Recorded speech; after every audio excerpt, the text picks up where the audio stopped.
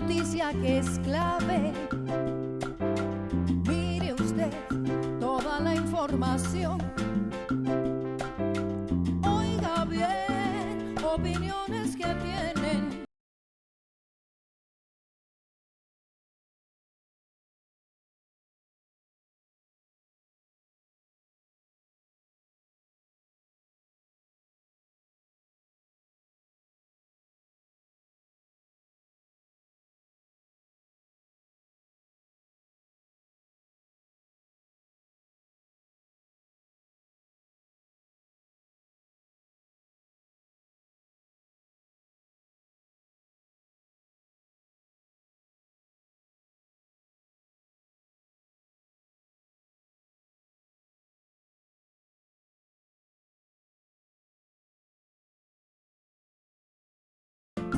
¿Tú qué puedes decir cómo tengo el alma de tanto amar? Bienvenidos a Claves. Esta noche me acompañan en la mesa Ariel Rodríguez Curi, bienvenido, el querido Rafael Barajas Fisgón, el queridísimo Felipe Ávila. Hoy, vamos a tratar dos temas. Por una parte, el caso de Ernesto Rufo. Por otra parte, la alianza antiizquierdas impulsada por Estados Unidos. Pero comencemos con el primer tema. Gobernador, primer gobernador de oposición, que fue vinculado a proceso por presunta delincuencia organizada. Y para entender un poco más sobre el contexto de este caso, vamos a ver la siguiente cápsula.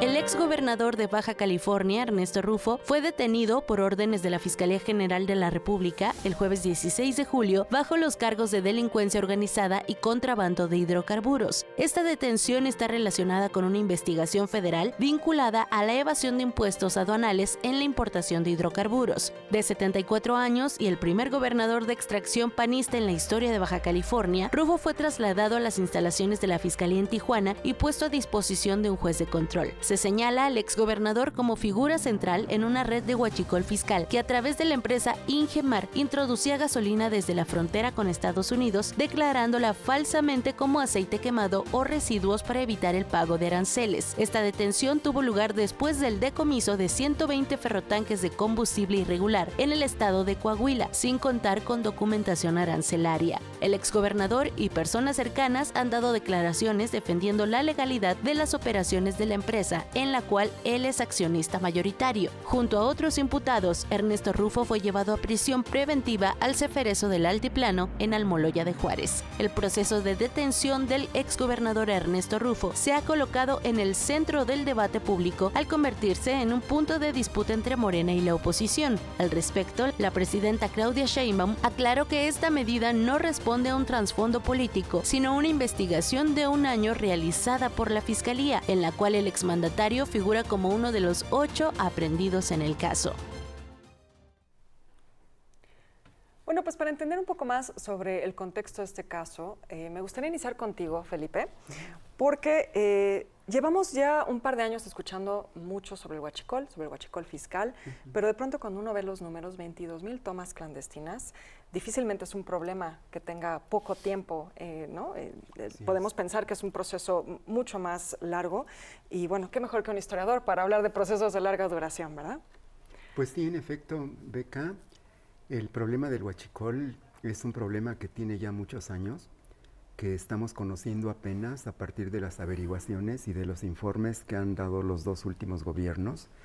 Y esto que nos han mostrado con estos procesos que se han iniciado, pues lo que nos muestran es como la punta de un iceberg, que no tenemos todavía plenamente la certeza de hasta dónde abarca, y que nos muestra que es un proceso que tiene muchos años de haber iniciado, que forma parte de la ofensiva de los gobiernos neoliberales contra las empresas públicas y particularmente contra Petróleos Mexicanos, una empresa a la que se le abandonó, a la que se le redujo el presupuesto, a la que se le cortaron los fondos para inversión, para investigación, y que pues fue presa también de una muy extendida corrupción.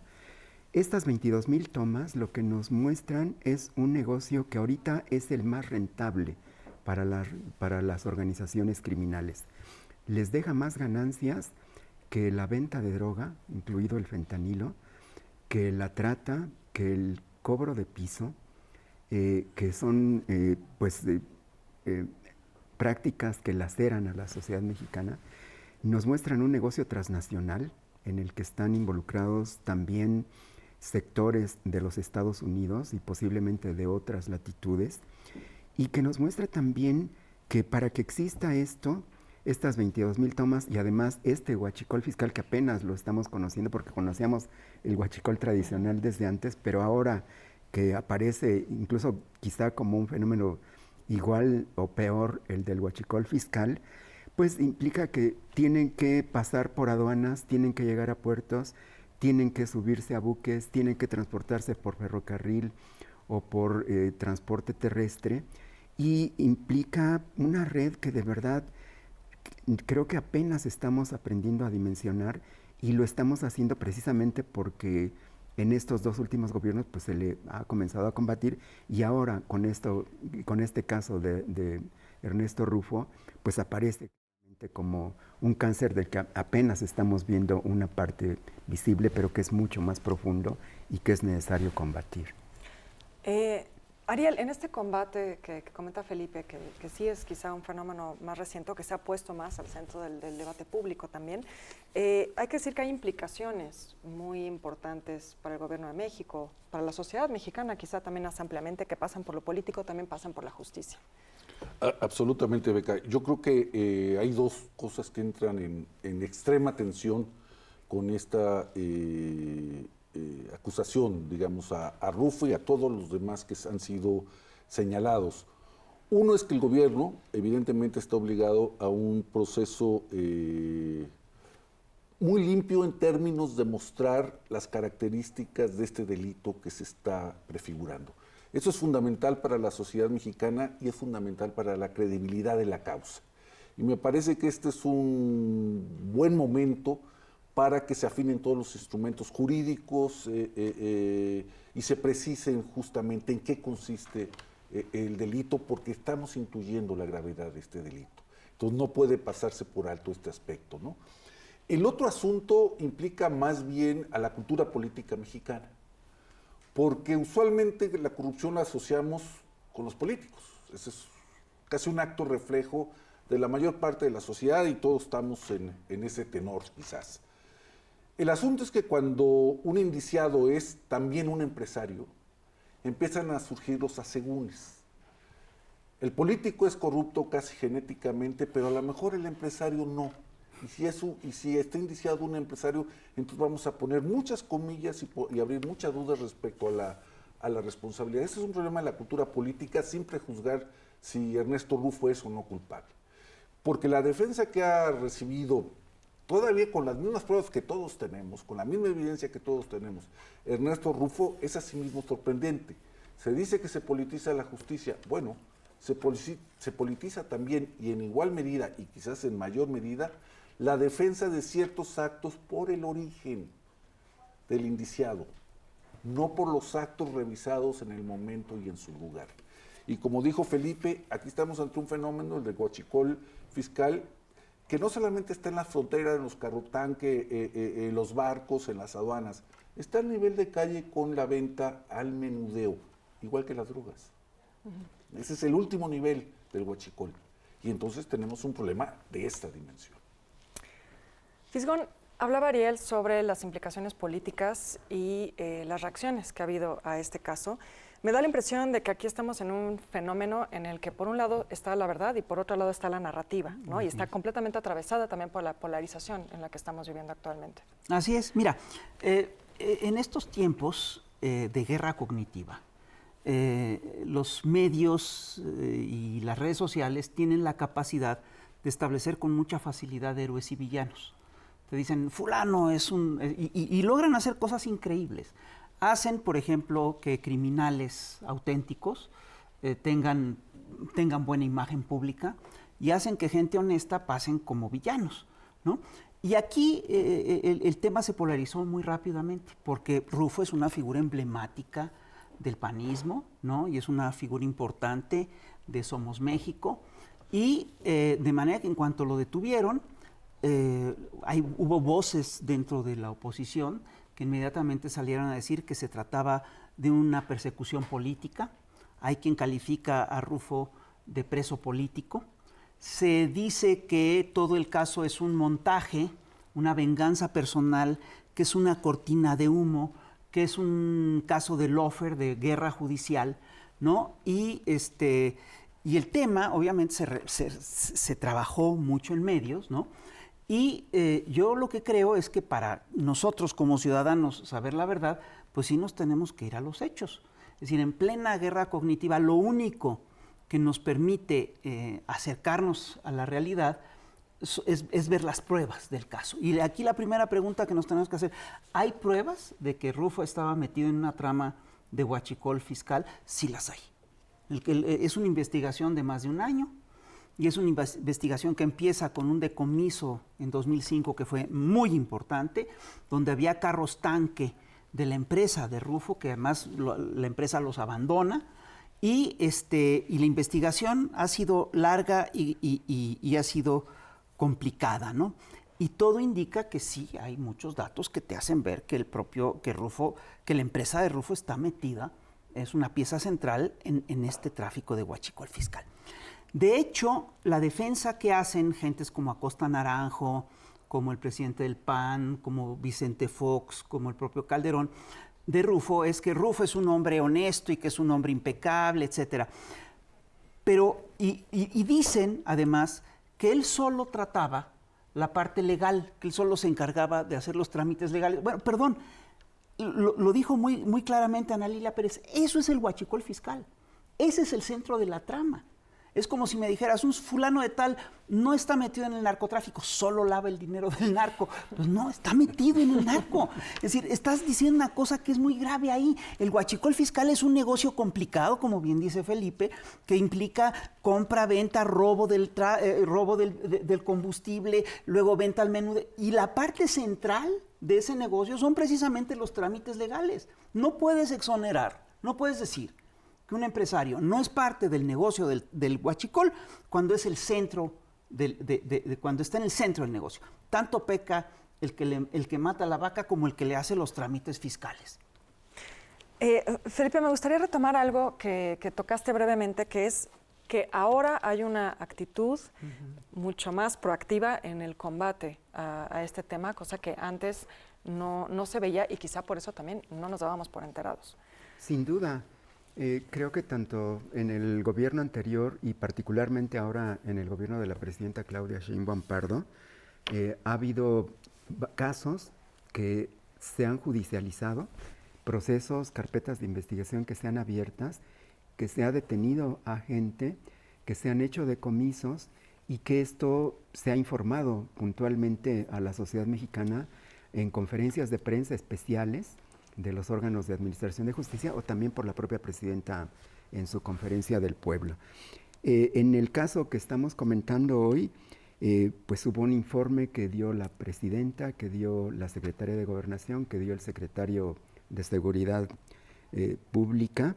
Lo que nos dijeron es que es la más grande red de contrabando en donde está involucrado Ernesto Rufo que se haya descubierto hasta la fecha, que se detuvieron a 129 carrotanques con 15,5 millones de litros de hidrocarburos.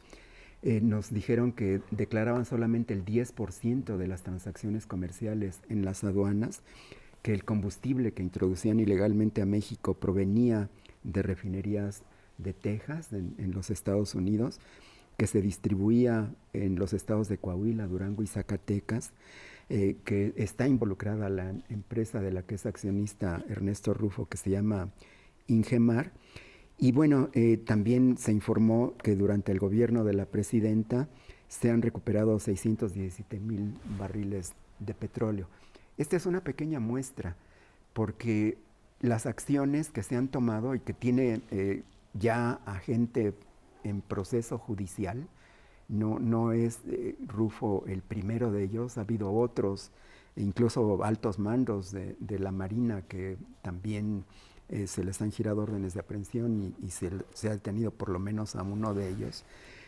Pues muestran una voluntad de este gobierno de combatir este flagelo, de aplicar la justicia como se tiene que hacer, y creo que lo que muestra es que sí hay, a diferencia de otros gobiernos, una voluntad política y un compromiso con combatir este delito, y ubicar estas redes de distribución, cortarlas, tratar de cercar financieramente, pero también operativamente, esta red que tiene múltiples lazos por muchos lados, y creo que pues tenemos que confiar y apoyar estas medidas, y sí tratar de que sean procesos transparentes, claro, apegados al debido proceso,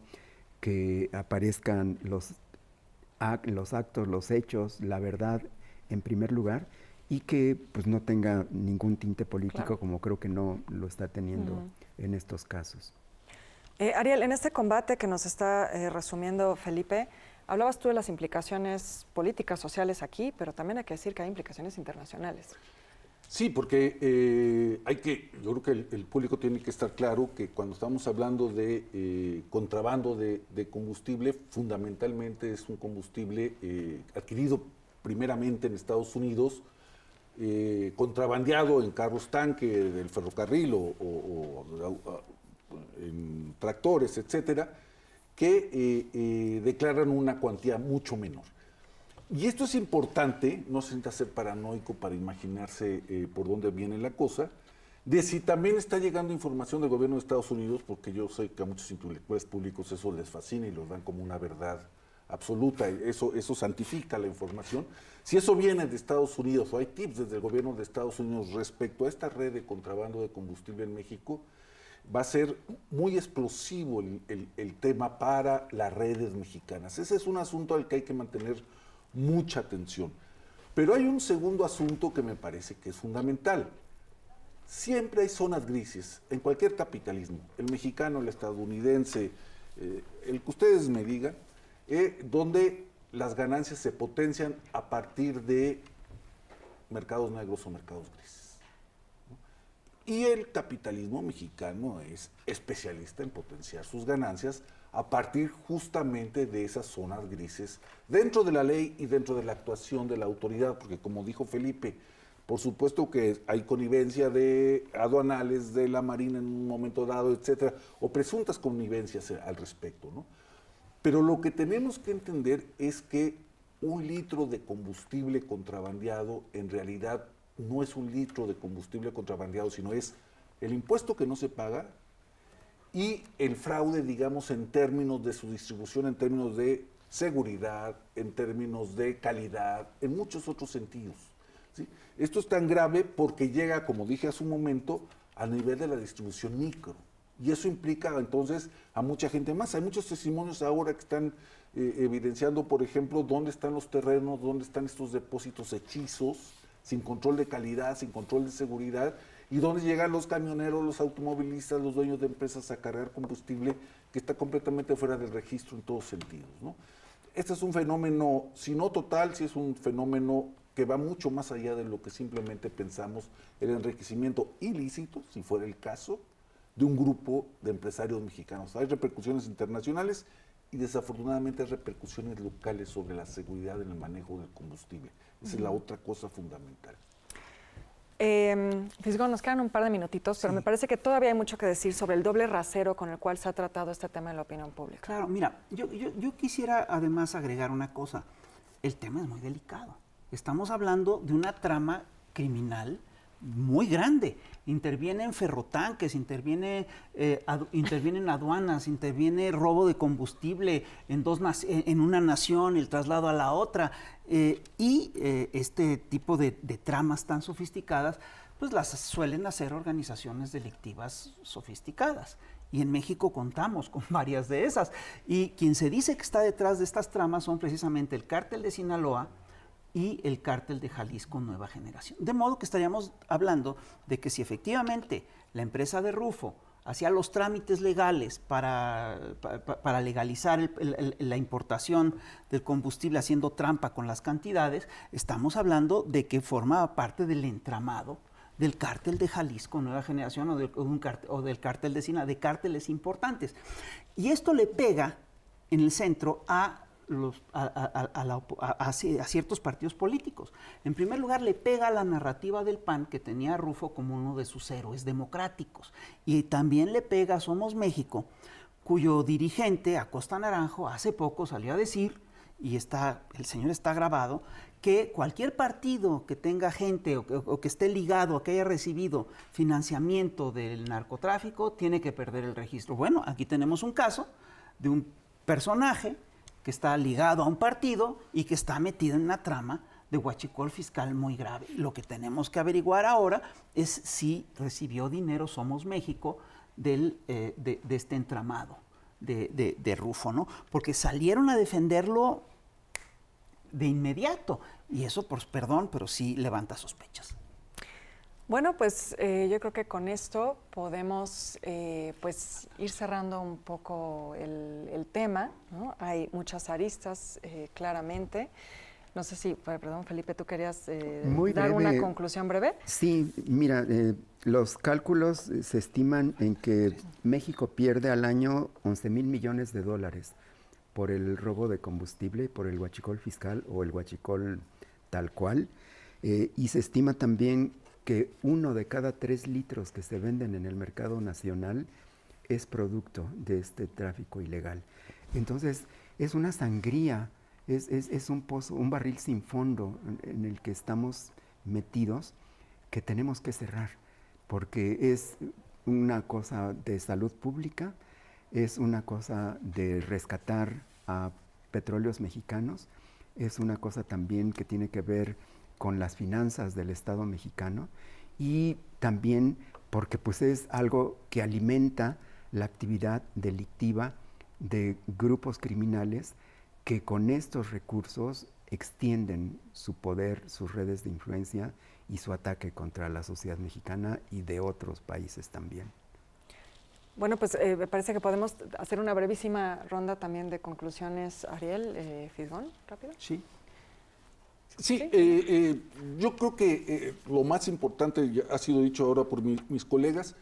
El problema de este fenómeno que tiene tantos nombres relevantes, políticos relevantes, empresarios relevantes, instituciones relevantes como la FGR, tiene una dimensión también a nivel del suelo, a nivel del piso, a nivel de la vida cotidiana de muchos mexicanos. Y esto es justamente lo que pasa con otras actividades ilícitas. No solamente son los capos, sino las consecuencias micro, aparentemente, que tienen en la sociedad mexicana. Entonces, cuando estamos hablando del huachicol, estamos hablando de una economía superpuesta, una economía informal en términos fiscales, pero también en términos de seguridad. Eso es algo muy importante, ¿no? Porque estos tienen depósitos distribuidos sin ningunas condiciones de seguridad. Condiciones de seguridad indispensables. Y hemos tenido accidentes al respecto, claro, muchos accidentes al respecto. Entonces, cuando el público escucha esto, tiene que pensar en su propia seguridad. Hay otra cosa que a mí me gustaría tocar, y es el tema de la hipocresía, ¿no? Es decir, a mí me parece que la hipocresía sigue pesando en política mexicana.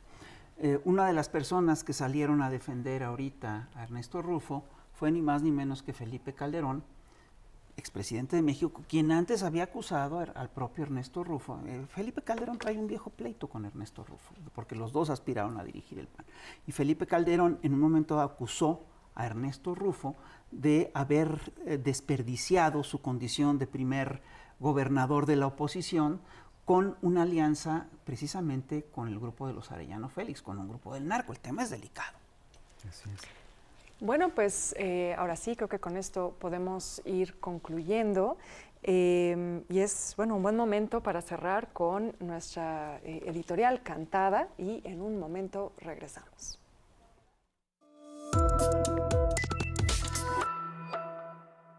Desde la olla de Almoloya va este corrido. Présteme un poco el oído de una manera casual. Voy a cantar el corrido del huachicol que es fiscal. Compran gasolina en Texas, unas empresas fachadas, se presentan como ovejas y al cártel están aliadas. Y el cartel de Sinaloa y el Nueva Generación cocinan la barbacoa y tranzan a la nación. Van pasando combustible, no lo traen en palangana. Con un esquema invisible en trenes cruzan la aduana. Dicen que no es gasolina, que son residuos y aceites. Y de manera ladina hacen enjuagues y afeites. Revender el combustible en redes que son legales. Y para hacerlo creíble usan maniobras fiscales. Para consumar la tranza cuentan con ciertas empresas que proporcionan permisos falsos de formas traviesas. Mira la empresa Ingemar, la que fundó Ernesto Rufo, que le dio por traficar huachicol a lo mafufo. Ingemar tiene mal tufo, la investigaron un año, hoy está Ernesto Rufo en el penal del altiplano. El Panía Costa Naranjo, dicen Rufo es inocente, pero ahí está el contrabando, sobran las pruebas, mi gente. Dicen que es una venganza arrestar a Ernesto Rufo, pero está clara la tranza, ya no le hagan al tartufo.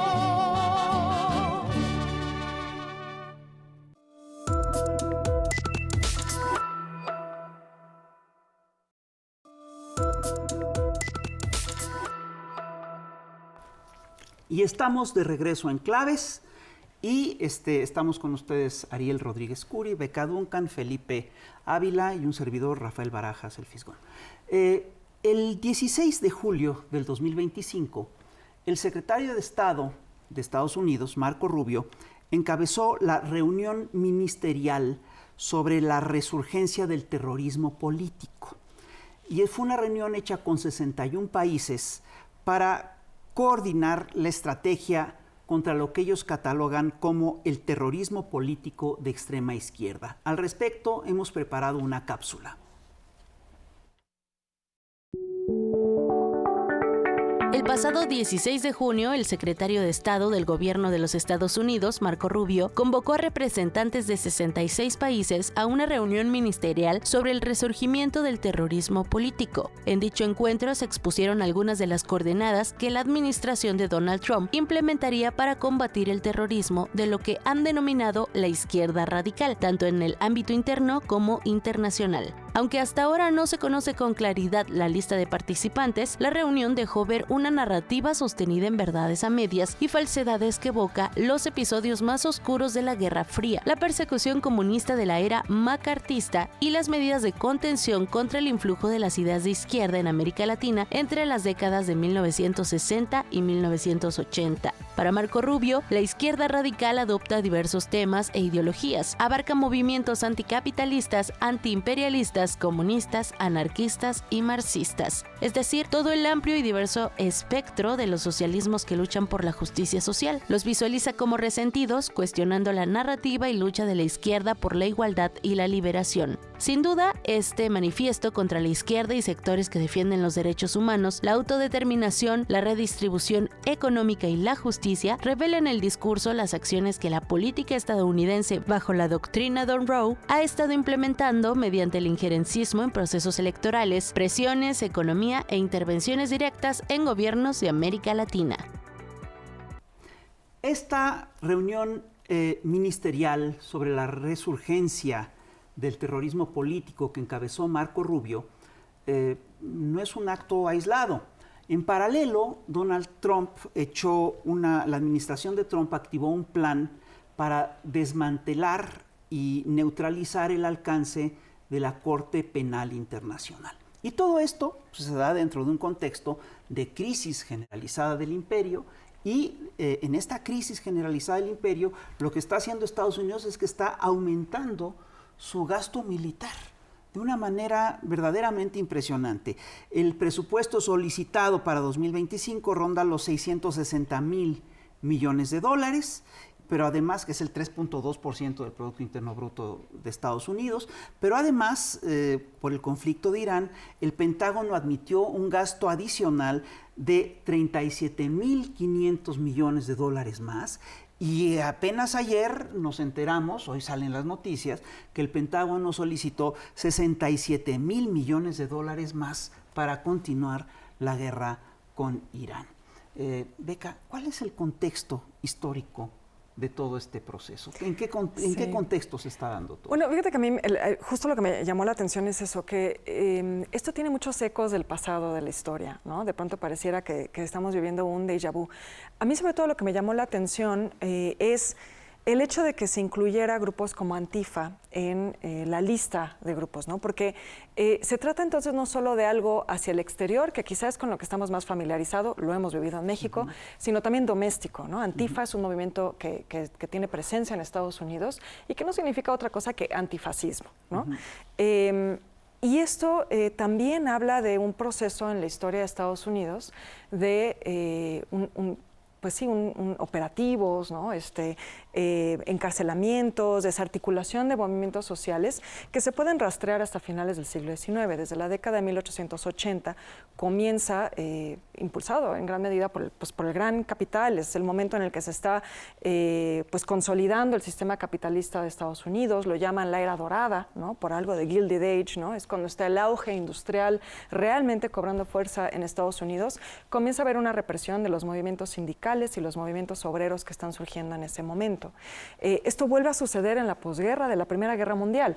Tendemos a rastrear esto en la Guerra Fría, ¿no? Que quizás es el momento en el que lo vemos con más contundencia, pero por ejemplo, en 1918, 1917, justo cuando la guerra está terminando, Estados Unidos también se está consolidando como una superpotencia internacional y lo que comienza a hacer es encarcelar a disidentes de grupos anarquistas, socialistas, pero también utilizar su ley de migración de 1918 para deportar a quienes ellos consideran que están desestabilizando al país con estas ideas, ¿no? Entonces ahí hay algo también que se puede decir del presente.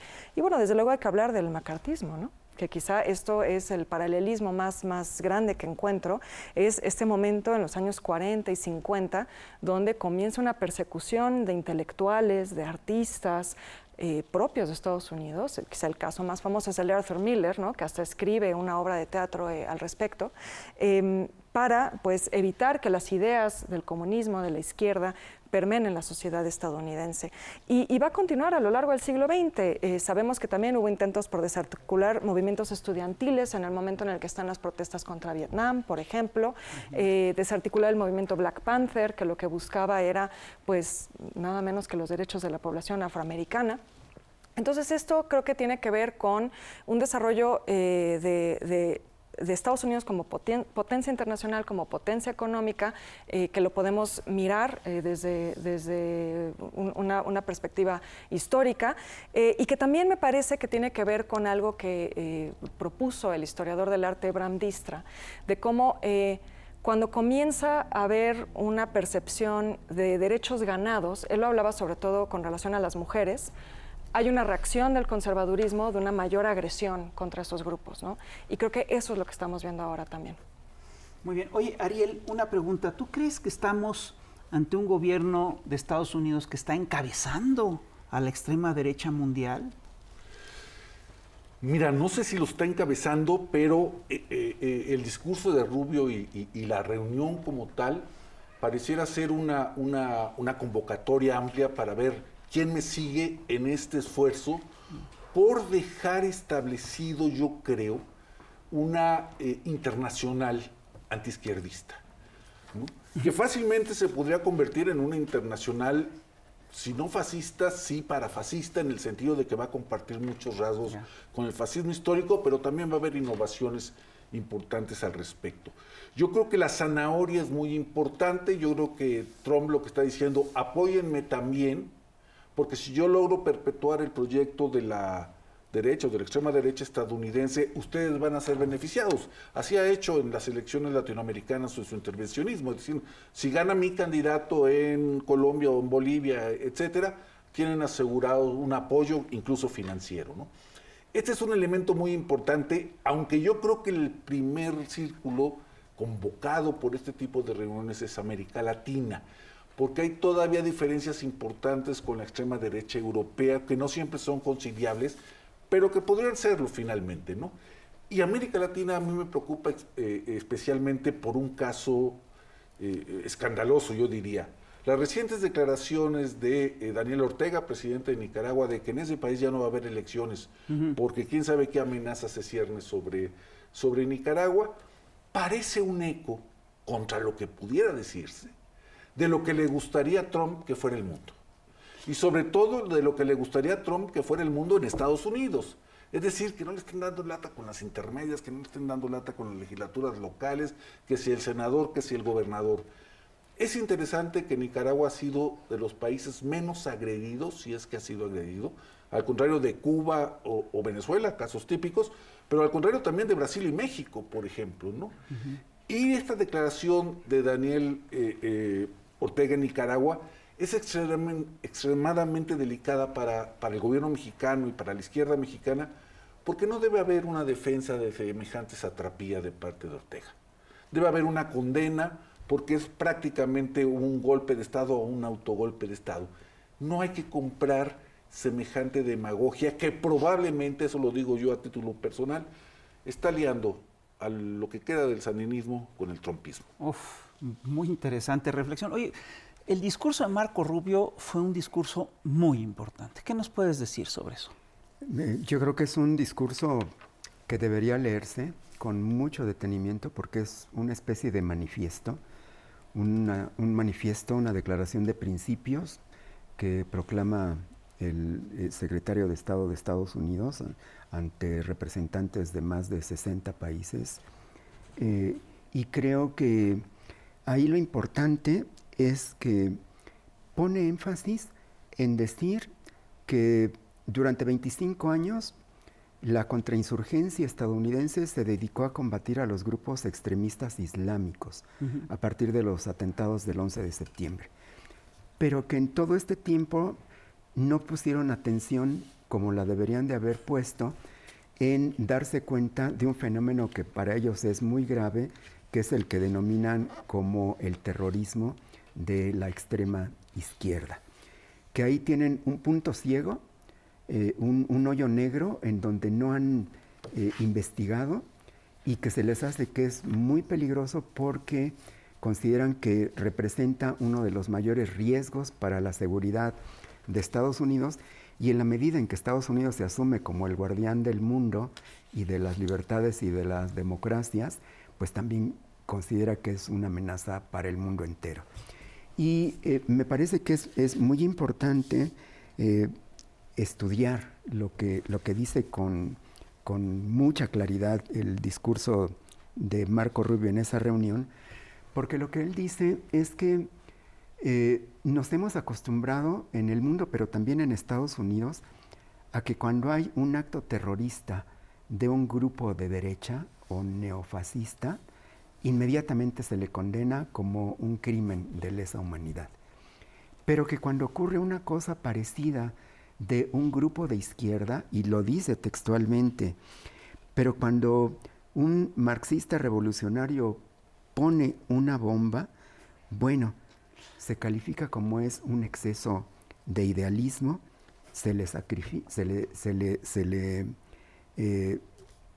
califica como sacrosanto, lo dice textualmente, y se le absuelve. Entonces es algo que dice que eso no puede seguir. Y entonces hace una caracterización por regiones de los grupos a los que considera terroristas de izquierda. En América Latina habla de los Tupamaros, de los Montoneros, del FARC, del Ejército de Liberación Nacional, de Sendero Luminoso, de los grupos maoístas en el Perú, habla de las Brigadas Rojas en Italia, de los grupos terroristas de izquierda también en Alemania, el Ejército Rojo, los extremistas terroristas en Grecia, y luego se mete con los grupos a los que califica de terroristas de izquierda en Estados Unidos, como Antifa, que acaba de comentar Beca. Bueno, como consideran que eso no puede seguir, y por eso los están llamando a estos representantes de más de 60 países, hay que decir que fue una reunión que prepararon durante 8 meses y que le pidieron información a los gobiernos de esos países que ahí se reunieron. Entonces ya tenían los expedientes y por eso pudieron hacer este posicionamiento. Bueno, pues esto va acompañado de ayuda económica. Ya les dieron $3 millones a los grupos de extrema derecha europeos que simpatizan con MAGA.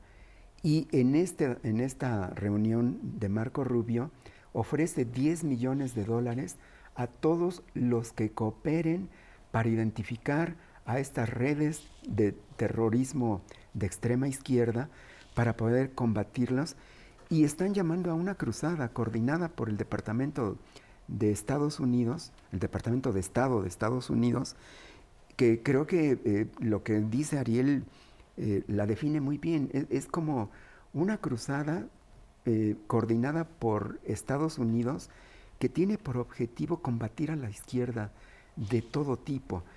La trampa es que están calificando a las izquierdas legítimas que actúan dentro de la ley, que participan en los procesos electorales, que han alcanzado gobiernos que están llevando a cabo políticas progresistas. El peligro es que comiencen a decir que le están haciendo el juego a los grupos terroristas y que entonces eso justifique que también se lancen contra ellos, como en efecto lo están haciendo. Sí, no, yo diría que uno de los riesgos severos es que efectivamente están construyendo un fantasmón.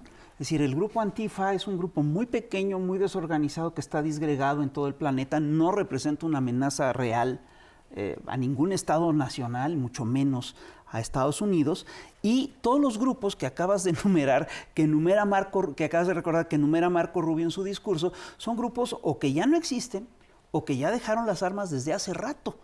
La izquierda en América Latina dejó las armas desde finales de la década de los 80, principios de los 90. El movimiento zapatista, el ejército zapatista, se levanta en armas e inmediatamente declara la paz. Es decir, todo el foro de Sao Paulo es básicamente una apuesta por la vía democrática. La izquierda lleva años apostando a la vía democrática. De modo que decir que la izquierda es una amenaza terrorista internacional, pues parece un despropósito total, y lo sería si no fuera por el hecho de que Estados Unidos contempla desde hace tiempo, desde el 11 de septiembre del 2001, el tema de la doctrina de la lucha contra el terrorismo como parte de su doctrina de política exterior, y utilizan el tema de la lucha antiterrorista para hacer operaciones militares en todo el planeta. Entonces, esto, si lo vemos en paralelo con el hecho de que están atacando a la Corte Penal Internacional, ¿sí? Pues lo que prefigura o lo que nos advierte es de una violación de los derechos humanos masiva, ¿no? Y además de un ataque muy brutal en contra de las izquierdas, acusándolas de lo que ya no son. De lo que, es decir, y esto es muy delicado. Y esto también lleva a otro, es decir, el escenario es muy ominoso, pero además nos lleva a otra pregunta. ¿Cómo piensan articular esta acusación, ¿sí? Si está totalmente disociada de la realidad, ¿no? ¿Cómo piensan armar esta narrativa en la realidad? Y la respuesta a esto está simplemente en el gasto que están teniendo de inteligencia artificial generativa, ¿no? Es decir, con estas estructuras van, estoy convencido, van a impulsar, van a buscar construir la narrativa de que efectivamente la izquierda es terrorista por tal, y pues perdón, pero el panorama no se presenta bien. Y nos habla además de una guerra cultural, Beca. Sí, a mí eso me parece muy importante. Es que desde luego que está el temor de un intervencionismo militar, como tú lo has comentado, pero hay otra guerra que se está también librando en paralelo, que es lo que los propios grupos de derecha alrededor del mundo han acuñado este término de la guerra cultural, ¿no? Y es una guerra cultural contra lo que en redes sociales se llama comúnmente lo woke, ¿no? Lo progresista, ¿no? Todo lo que tenga que ver con posturas antirracistas, posturas feministas, pro derechos de la comunidad LGBT, todo eso les parece condenable y hablan de una guerra cultural contra eso. Me parece que efectivamente la inteligencia artificial juega un papel muy importante, pero lo que a mí me preocupa también es que por estar viendo solamente el tema de estas declaraciones en torno al terrorismo, estamos perdiendo de vista esto otro que pasa por lo que podríamos llamar propaganda, ¿no? Y que tampoco es nada nuevo históricamente. Podemos mencionar dos momentos que me parecen importantes como antecedentes, que es la CIA con AA. Esto es algo que también la historiadora del arte mexicana, Marina Vázquez Ramos, ha documentado cómo actuaron en México, pero cómo había toda una maquinaria y una campaña hecha por Roosevelt, una oficina organizada por Nelson Rockefeller, o sea, muy ligada a los intereses del capitalismo, donde llevaban a cabo exposiciones, publicaciones, inauguraron la biblioteca Benjamin Franklin en ese contexto, Disney le entró con las películas, ¿no? Los Tres Caballeros, entonces, toda una maquinaria para, cambiar las ideas de Latinoamérica hacia una visión más pro Estados Unidos. Y también está el Congreso de Libertad Cultural, que me hace recordar mucho esta frase famosa de Thomas Mann, ¿no? Que decía que si el fascismo va a regresar va a ser en nombre de la libertad. Porque este Congreso es ya en el contexto de la Guerra Fría, y ahí de lo que se trataba era de tomar a los intelectuales que eran pro derecha, liberales, y también llevar a cabo todo un impulso a iniciativas intelectuales, artísticas, culturales que fueran en esa vía. Ahora todo eso me parece que se está librando en el terreno de las redes sociales, se está impulsando este tipo de narrativas, lo vemos incluso ya en opiniones vertidas por opinólogos de derecha, incluso en México, ¿no? Ya hasta se está hablando de limitar el voto, ¿no? Cosas por el estilo, que me parece que no son hechos aislados. Hay que mirar con mucho cuidado eso en el contexto de este tipo de discursos. Ariel. Sí, hay cosas que llaman poderosamente la atención en este tema, digamos. Uno, por ejemplo, es que la palabra terrorismo no tiene sustancia, es decir, no hay una definición estricta y por lo tanto es un término que se puede utilizar para casi cualquier cosa. Dos, lo que decías, Fisgón, es decir, el ataque al derecho internacional, al derecho de gentes internacional, a los derechos humanos, etcétera, recuerda mucho la actitud, por ejemplo, de Hitler respecto a los organismos internacionales, que se convirtió en una bandera fundamental, no estar en ellos, sino abandonarlos, porque no entendían, según esto, según la lógica nazi, las prioridades de la reconstrucción alemana, etcétera. Entonces, ahí hay un juego muy perverso, pero lo que más me llama la atención, y Beca se ha referido a ello muy bien, es ese impasse de los intelectuales públicos mexicanos, sobre todo los que se autodenominan liberales, respecto a lo que está pasando en Estados Unidos, no solamente respecto a la reunión convocada por Rubio, sino en general respecto a lo que está pasando en Estados Unidos. Ahorita están más preocupados por el destino de Rufo, está bien, son solidarios, pero no se dan cuenta de la dimensión global, internacional, histórica, cósmica, diría yo, de una reunión como la que tuvo lugar ahí. Y lo mismo les pasó hace unos meses con Gaza. Así es. Sí, si uno hace la contabilidad de qué han escrito los intelectuales públicos que se autodenominan liberales sobre Gaza, está cercano a cero. Claro. Y es una vergüenza, una falta de solidaridad con una herencia directa de la Segunda Guerra Mundial, por cierto. Es decir, la defensa de cualquier grupo étnico que por el hecho de ser un grupo, ese grupo está amenazado de exterminio. Bueno, les está pasando lo mismo con esto porque creen que la zanahoria o un pedacito de la zanahoria les va a tocar. Una de esas también sucede en la Universidad de la Libertad de Salinas Pliego, en esta lógica de Rubio. Felipe. Mira, yo creo que una cosa que también es notable es que Estados Unidos, Trump, Marco Rubio, el secretario de Guerra, porque ya no se llama secretario de Defensa en Estados Unidos, ahora es una Secretaría de Guerra.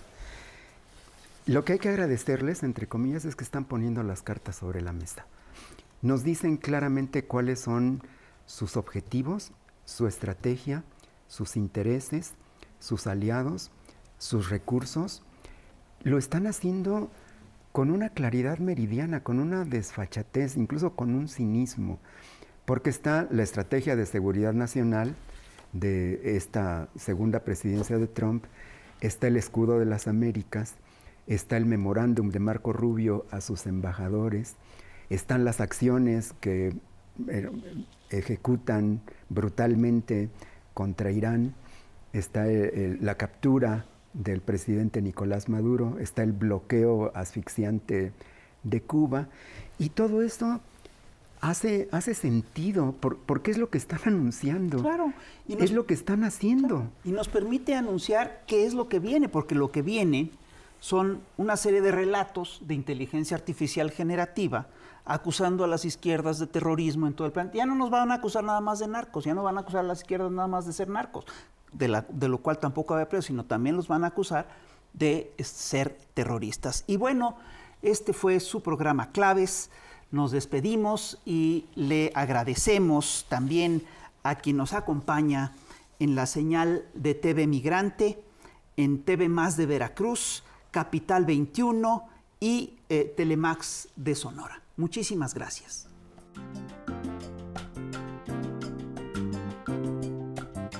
Oiga usted la noticia que es clave. Mire usted toda la información. Oiga bien, opiniones que tienen las claves que nos tocan.